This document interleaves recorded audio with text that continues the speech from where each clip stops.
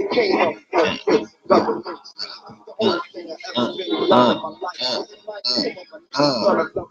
let me stop this before I get copyrighted. We back.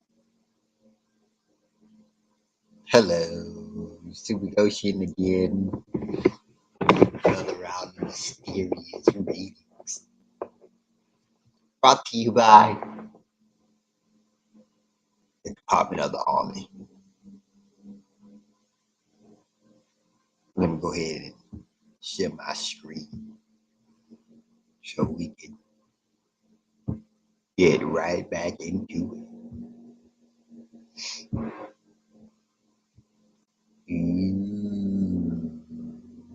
Where did we I think we read 5 because I was whining about 5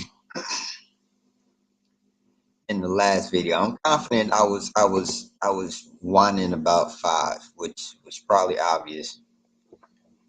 Can be broken down.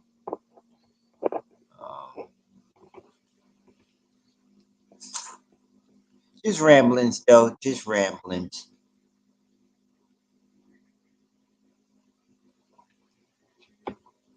Pretty sure I missed a few steps there, but hey, I already told y'all I'm opinionated. I like to hear myself talking. Although I hate talking, and this is why. Have my goddamn opinions be wrong as shit. But regardless, I'ma still tell you my opinion. Alright, let me stop rambling. As usual, the subject matter is the analysis, the assessment of gateway process. You know, at some point I'm gonna remember that. I wonder, honestly, I wonder which video is, I wonder how long it's going to take me to remember that so I don't have to scroll up. Because that's the only reason I'm scrolling up, because I can't remember the subject. The analysis and assessment of gateway process brought to you by the Department of the Army. Written by your boy. Shout out. That's what they can kill me. They gonna kill me for that. They gonna kill me for that, boy. Especially because I'm in the military. I was former military. Set my ass on fire for that shit. But hey, I might as well make fun of it while I'm here. Shout out to your boy. All right, I'm sorry, y'all. Without further ado,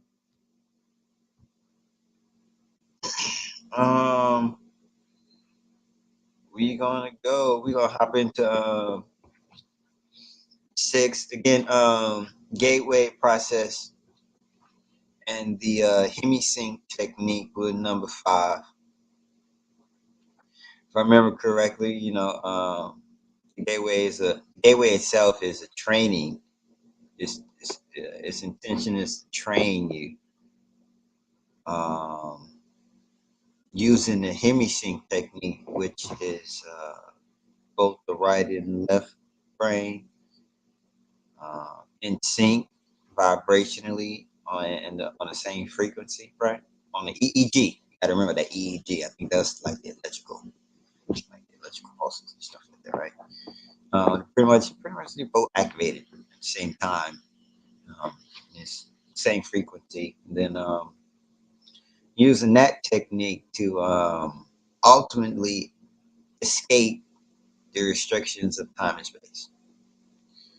That's the ultimate goal of the gateway experience, I believe. Let me see if I remember that. Right?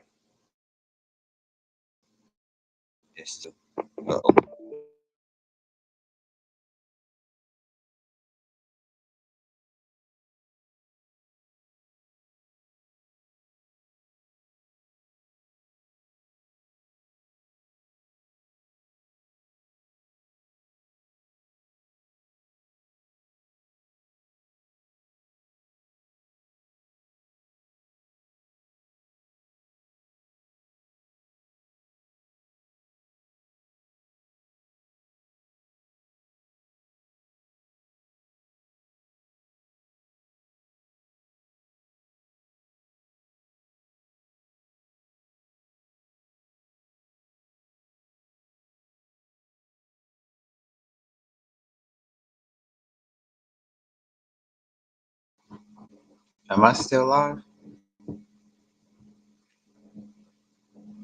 I'm live. Well, I'm actually still live. All right, computer locked. I don't know why the laptop locked, but all right, I apologize. I'm about to hop back into it. Yeah, but that's what the gateway was. To recap the last one, right? This technique using the hemisync, right? Which is static consciousness defined when the EEG patterns of both hemispheres are equal in amplitude. Oh, okay, amplitude and frequency. I got one right. Then training system, right? And then to use the hemisync to escape the restriction of time and space. All right, so we're gonna go with lamp and laser.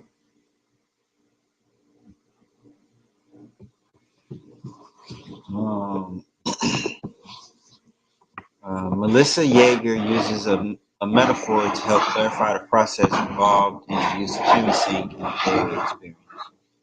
She points out that the human mind in its natural state may be likened to an ordinary lamp which expends energy in the form of both heat and light, but in a chaotic and incoherent way which diffuses its energy over a wide area of rather limited depth.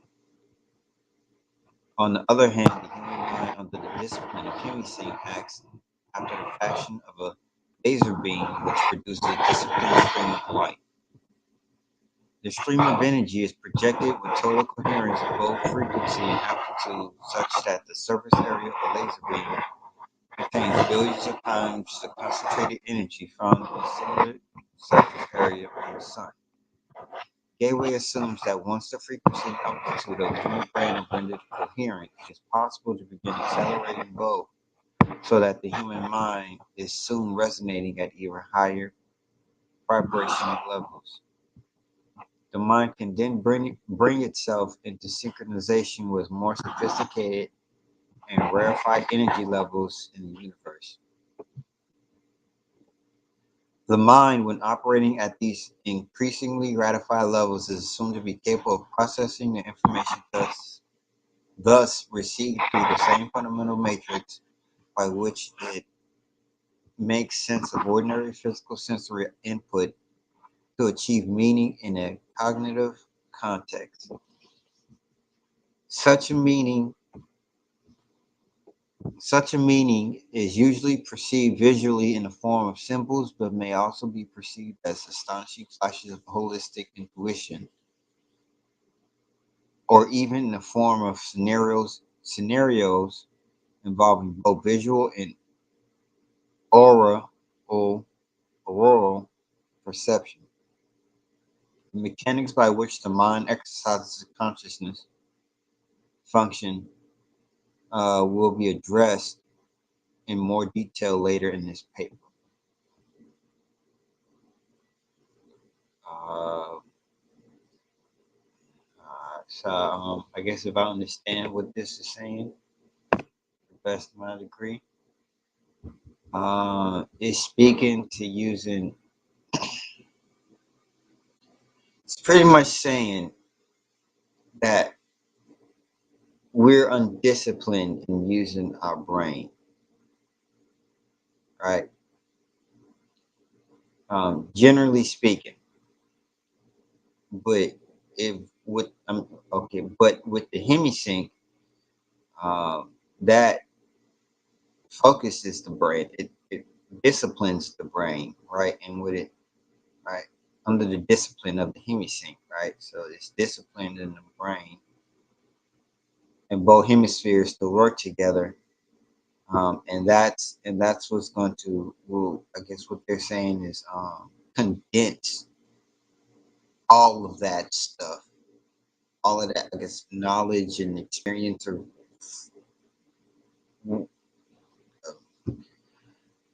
beyond time and space stuff of understanding or comprehension. It's gonna narrow that bit, like what a laser is, and through that, this is what they're gonna do. Um, this is the goal, and this is what I guess they mean with the lamp and the laser. Right now, most people probably like 99, obviously about like 99% of the entire population on the planet, right? Maybe, right? I'm pretty sure are lamps. Only few are lasers, because few can use hemisync. Like that one individual back at in the previous section, right? Uh, who can use the hemisync technique at will, that's a laser. Me, I'm a lamp, a dying one. So probably with that, as best as I can comprehend what the hell this stuff is talking about. I think that's what that means. But where are we? Keep it brief. We had 10. We had 11. That's not bad. All right, we're gonna go to 7.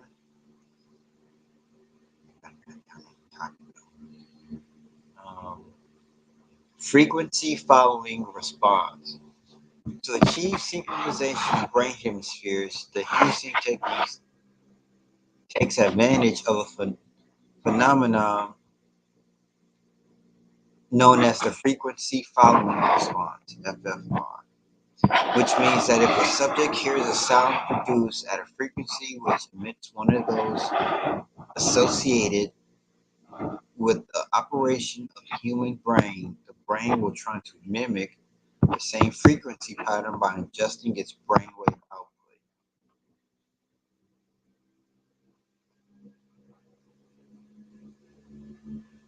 To achieve synchronization of brain hemispheres, the hemisync technique takes advantage of a phenomenon known as the frequency following response, which means that a subject hears a sound produced at a frequency. If a subject hears a sound produced at a frequency which emulates one of those associated with operation of the human brain, the brain will try and mimic the same frequency pattern by adjusting its brainwave output. Okay. Um, I had to go back and reread that. I apologize. Um, Therefore, if the subject is in a fully awake state but hears sound frequencies which approximates brainwave output at the theta level, the subject's brain will endeavor to alter its brainwave pattern from the normal beta to the theta level. Since the theta level is associated with sleep, the subject concerned may progress from a fully awake to a sleep state, provided that he does not consciously resist. As the brain strives to entrain its wave frequency output with one of which the person hears.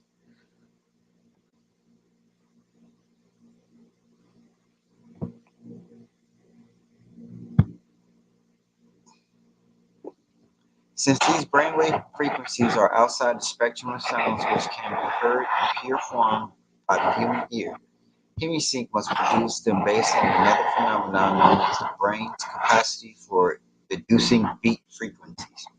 If the human brain is exposed to one frequency in the left ear, which is 10 hertz, below another audible frequency played in the right ear, rather than hearing either of the two audible frequencies, the brain chooses to hear the difference between them, beat frequency, thus availing itself of the FFR phenomenon. And using the technique of beat frequencies, the gateway system uses hemisync and other audio techniques employing the FFR phenomenon to induce a variety of frequencies which are played at a virtually subliminal, marginally audible level.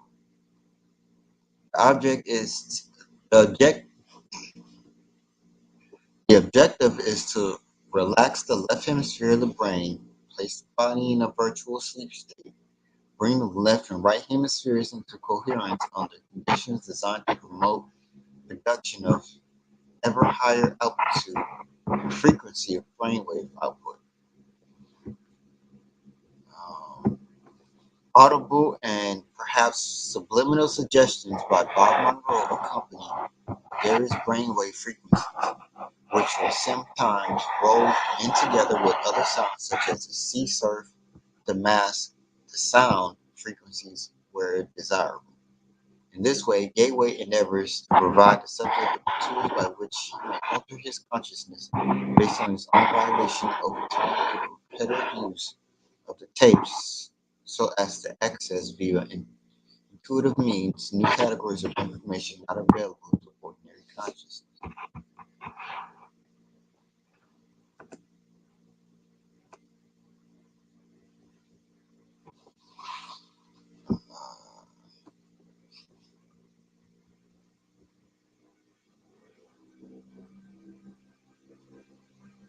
So,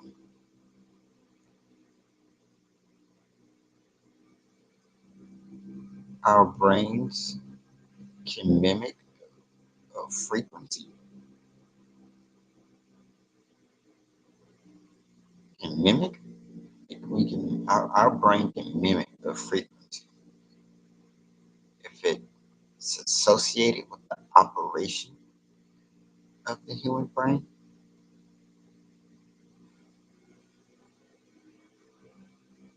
Um, and if we hear something that's 10 hertz below in one ear as opposed to the other, we'll have the difference.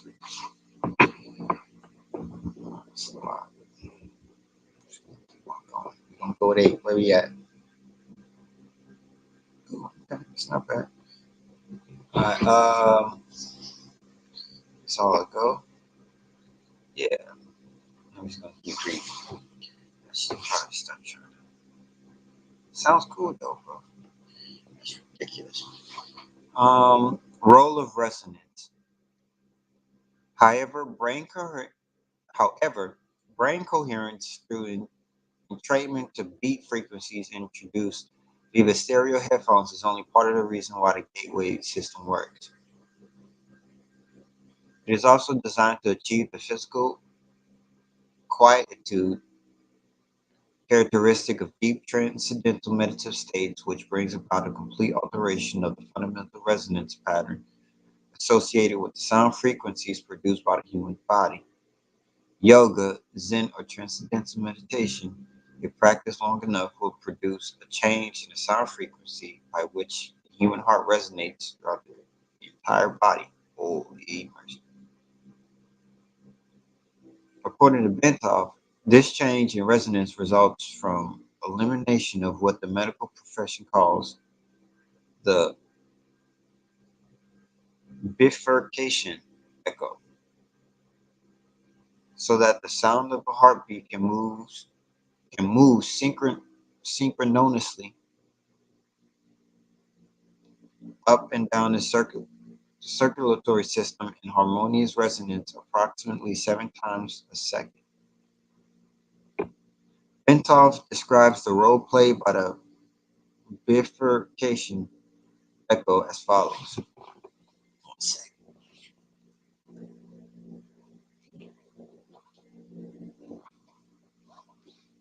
When the left ventricle of the heart ejects blood, the aorta,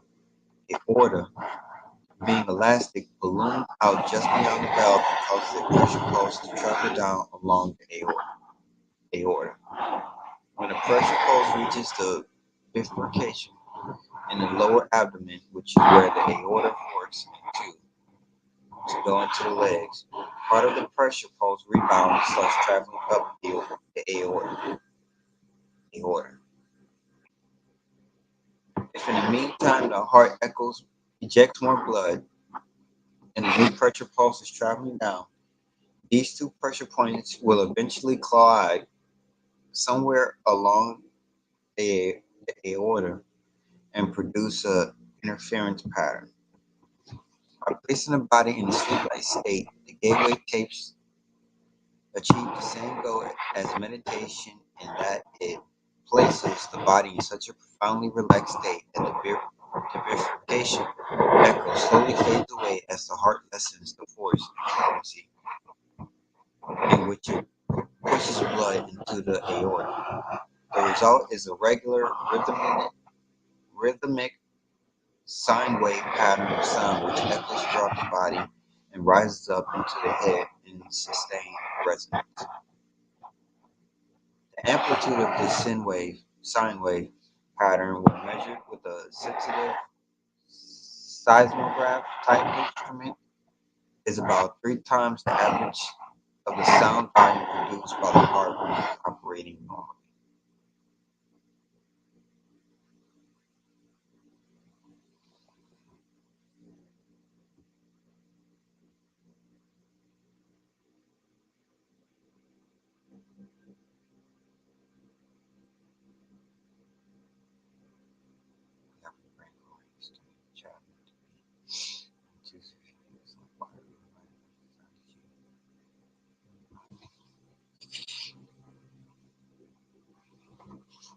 Right, results of elimination.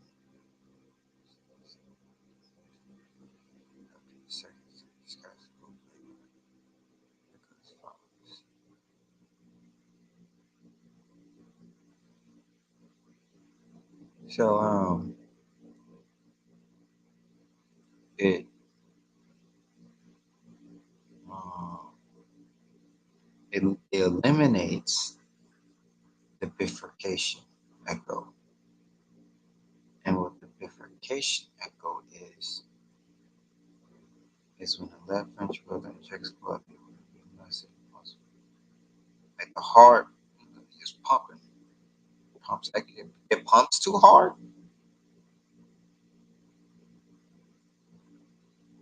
Um, I know somebody reading this, seen this shit, and they listen to me and like, motherfucker, did you read? What's the person pulse chart on? And amplification on, it was just going to flex.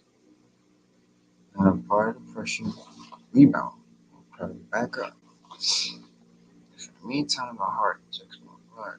The pressure goes to travel down. So the pressure pumps and supplies so along the order produce interference pattern.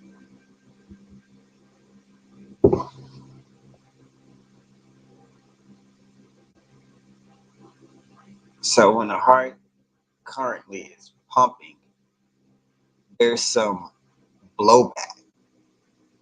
And if it comes back and the heart pumps again, when that collide, that's what this interference, that's what they call an interference pattern.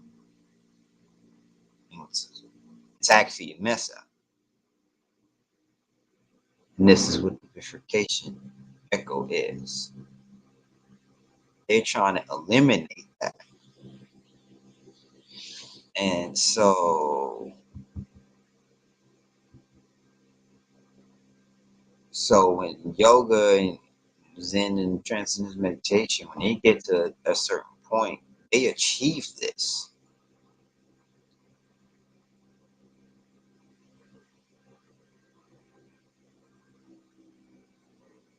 So when they get to a certain point, they remove this. Sounds like a negative trait that we have.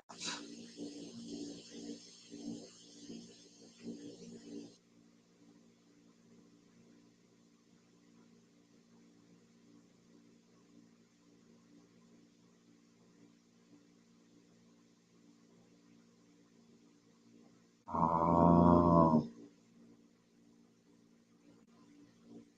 yeah, it sounds like the heart beats too fast, too hard.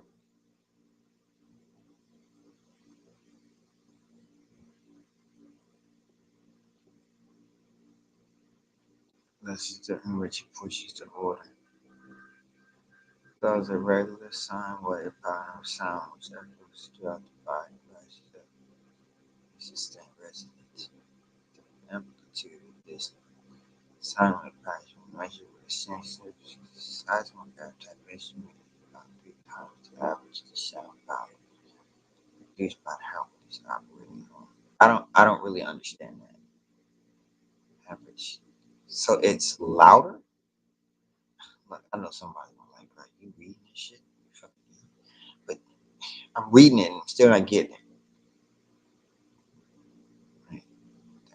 The amplitude of sound wave measure sensor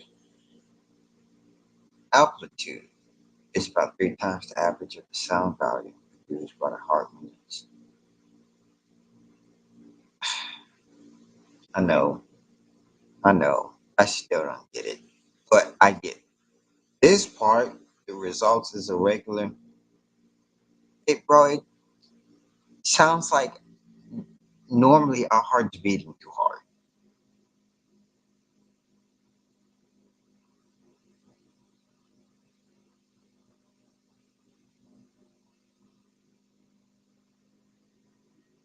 Wait,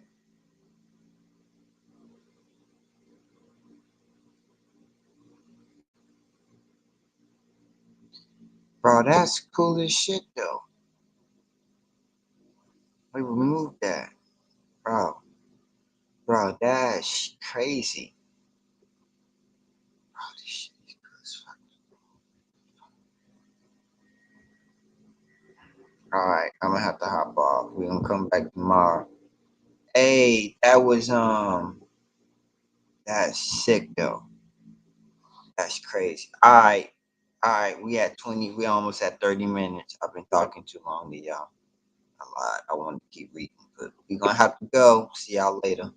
Nana, Nana, Super Goshen. We out. Tune in for another part of Mysterious.